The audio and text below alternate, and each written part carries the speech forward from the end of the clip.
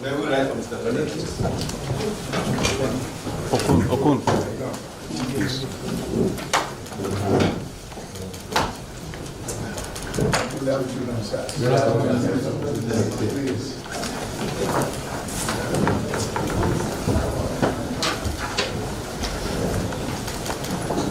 The Chief of Staff to the President, Right Honorable Femi Bajabiamila, Honorable Ministers of Afenifere, Ruben Fasoranti, senior officials of the federal government here present.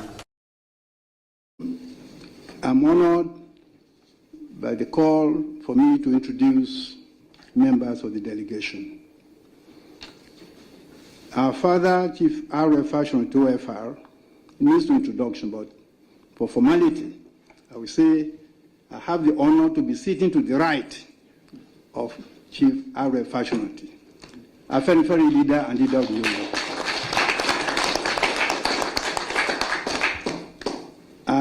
Olufalai, I used to be several other things, but now I'm entrapped in the traditional institution, and I've shared all my partisan political gaps. And today I have the honor to be the Olu of Iluabo by the airport in Akure and the Babaoba of Akure Kingdom. Present here, Mr. President, is Archbishop Ayo Ladibolu. Papa, audience, and for this opportunity to meet with you. I'm honored with making the remarks on behalf of our leader, Papa Fashionati. The entire leadership of Afenifere is happy to be here at the center of Nigerian power, Aso Rock, Bila, to meet with our son, Asiwaju Bola Tinubu, the first member of Afenifere to be elected President of the Federal Republic of Nigeria. We are delighted, Mr. President, with what you are doing for our country, and we assure you of our continuing support. We thank you for your visit to Akure in February 2024, and we believe it is right and proper and in line with Yoruba tradition that we should reciprocate your kind gesture. We appreciate this relationship, and we need to make it work in the interest of Nigeria and the larger world of Africa and Africa in the diaspora. Mr. President, you are the leader of Nigeria now and the most important political figure in Black Africa. We expect you, knowing your pedigree and the legacy that you represent, to lead our country with courage, knowledge, and integrity. We have no doubt that your tenure will mark a turning point in the history of Nigeria, when our great country, by God's grace, under your leadership, will be repositioned for greatness. Mr. President, we congratulate Your Excellency on the massive reconstruction of the Third Mainland Bridge in Lagos and the excellent work done on the Lagos-Ibadan Expressway. We also want Your Excellency to look into the state of all the federal highways in the southwest, including the Ibadan to Ife, Akure to Ado-Ekiti, and Osogbo to Ibadan, and Akinfo-Sile-Igbo-Tako Road. We need this dualization of Ore-Ondo to Akure to Owo to Benin Road. Almost all these roads need urgent and comprehensive federal attention. Many of these roads require not just repairs, but rehabilitation. We need a special attention on the deplorable state of the Ibadan-Ife Ondo Road, which links the political capital of Yoruba land with the source. One major project that will benefit not just the southwest, but the entire country is a real link between Lagos and Abuja. This will be a great legacy for Your Excellency, for your consideration and implementation. Security. Afenifere is in support of the campaign for state police. We believe this will enhance the security of life and property. We also want Your Excellency to look at the command structure of federal security agencies to ensure equity and justice in the posting and deployment of senior officers. Equity should also reflect in the recruitment of security personnel from the bottom up. It is not good for the future of our country if one section or a few sections of the country have some of the security agencies, as it were, in their pockets. Employment. Unemployment has become a big burden for our country, where we have more than 70% of the population below the age of 30. We would like to appeal that federal government capital projects, including road projects, should be geared towards creating employment. This is necessary because it is becoming increasingly fashionable for politicians to prefer foreign companies to carry out jobs that can be competently done by Nigerian contractors. For example, if Nigerians cannot build train engines, we can at least start from building train coaches. If Mr. President will allow us, we will submit at a later date proposals for massive employment creation using the existing artisans throughout the country to institute a national apprenticeship training program that will take millions of youths off the streets. If I may say so, Mr. President, this will also give Nigeria in due time a large pool of skilled manpower to maintain the existing housing structure and create the additional housing and official accommodation in our country. Because these days, Mr. President, we have an acute shortage of skilled manpower, middle-level manpower. Conclusion, Mr. President, we commend Your Excellency on the prompt action in signing the Students' Loan Act. We implore that this should be operationalized soonest. It is an indication of your unwavering commitment to legacy bequeathed to us by our leader and sage, Chief Obafemi Awolowo, on the centrality of education to human development. We affirm that we stand by you as we make all efforts to change the Nigerian story for the better. Be assured, Mr. President, that Afenifere will not abandon you in fair or foul weather. As long as you remain faithful to the principles of integrity, fairness, and courage that we expect of you as the leader of our country. All the leaders and elders of Yoruba land are with you. All our mothers and youth are standing by you as you carry out this your historic assignment. Now that we have fulfilled our promise to visit you, note that as we depart, our goodwill and prayers will always abide with you. You have started well. God will grant you the capacity and wisdom to serve Nigeria. Thank you, Mr. President, for your attention. What we face now is challenges of terrorism, security of lives and property, that is very, very necessary for development and good results. And we have been battling that. I can tell you this afternoon that we are achieving success. There's improvement.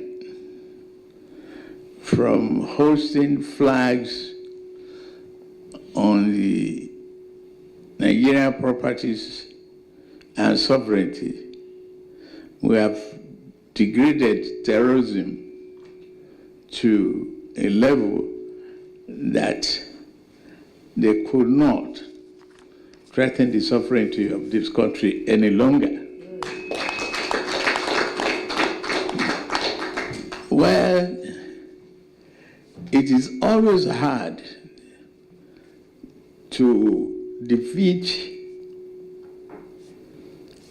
economic opportunity that might open up in this type of challenges, particularly when the country is equally challenged economically. So, the banditry kidnapping that they've resorted into will also be defeated. I declined any ransom method, no payment of ransom whatsoever. We are taking the battle to them,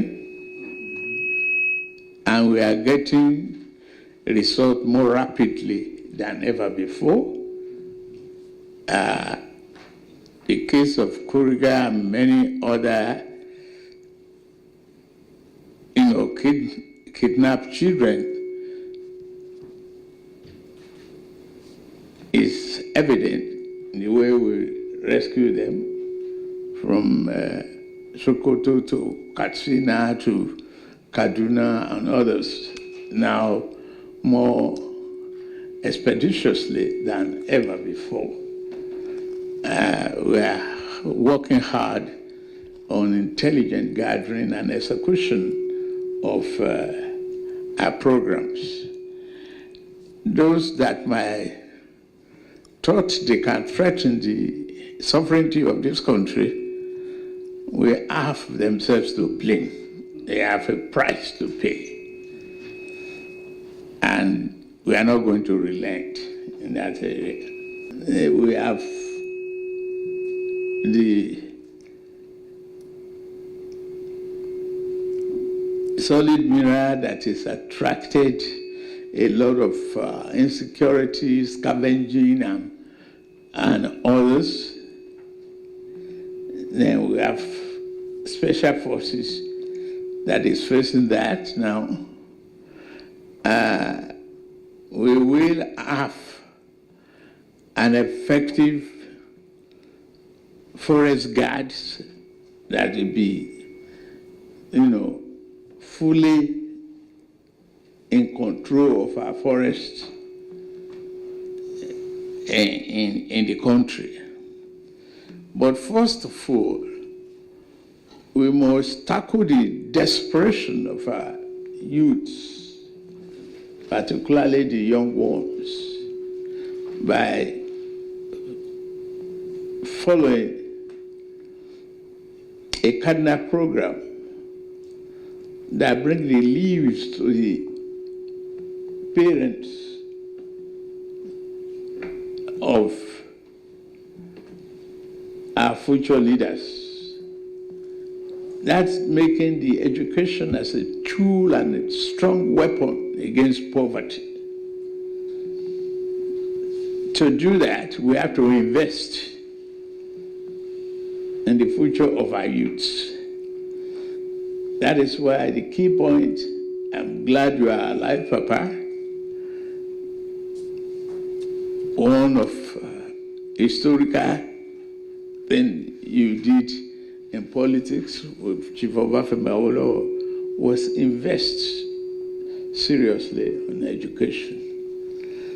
And we've seen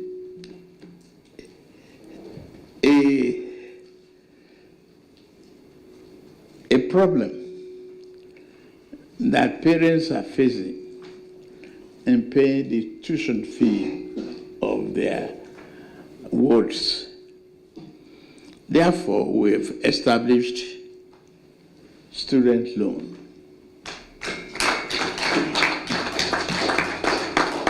Even though there might be free education in some areas and, but to nationally fund education while we are going on, means of transportation, accommodation, tuition, and all of that could be problems to people withdrawing from the higher institution.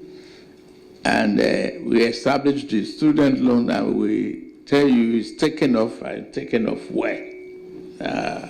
seriously.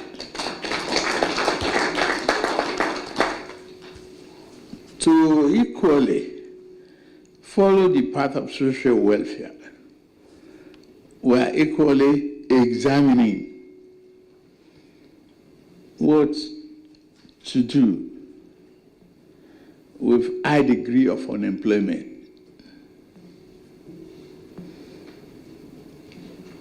When we cannot use any other method, we must help vulnerable families who have children unemployed.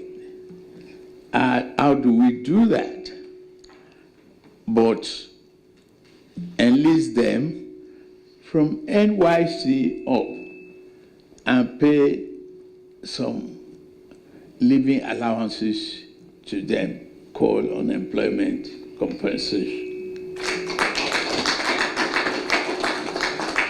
We are equally looking at how we stimulate the market, the purchasing power of people, and as well at the same time fight corruption.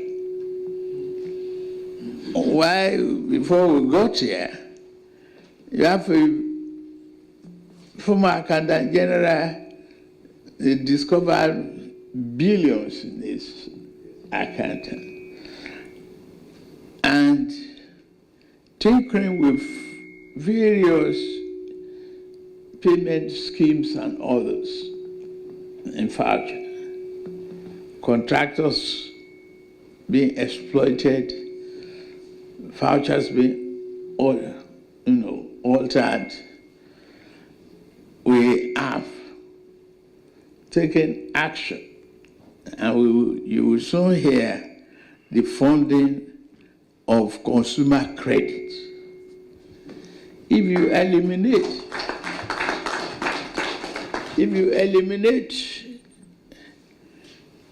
the cash requirement to buy a car, to even buy a motorcycle, if you eliminate the demand for cash to even furnish a house, or to look for cash to get a house by itself, even if it's a shell house without furnishing. If you use consumer credit to control that, you will reduce the propensity for fraud and irregularities and corruption. So it's a dual carriage fight. And we are about to move on that scheme. And I promise you, our focus is that. And we will not let you down. God bless. God bless Nigeria. God bless our unity in diversity. The diversity must bring prosperity for the sake of Nigeria. Thank you very much, sir. Thank you.